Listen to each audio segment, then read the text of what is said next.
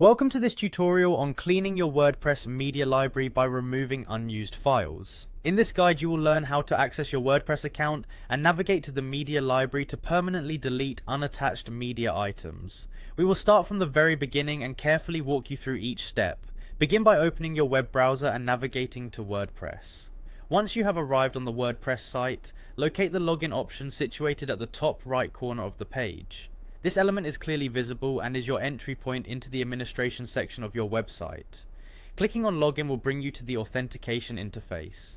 After clicking the login option, you will see an option that says continue with Google. This feature simplifies the sign-in process by allowing you to use one of your Google accounts to authenticate with WordPress. When you click on the continue with Google option, your browser might prompt you to choose the Google account that you would like to use for logging in. Select your preferred account from the list. It is important that you use the correct account that is already linked to your WordPress website to ensure that you have the proper permissions to perform administrative tasks. Once you have successfully logged in, the next phase of the tutorial directs you to access the media library. To do this, navigate over to your media section on your WordPress dashboard. The media library is typically accessible from the sidebar or main navigation menu, but depending on your website configuration, it might be accessed differently. When you are in this section, you should see a list or grid of media items such as images, videos, or other files that have been uploaded to your website. Within the media library, you will need to locate the drop-down menu that displays all of your media items. Look for the drop-down labeled All Media Items. Clicking on this drop-down will present you with additional filtering options.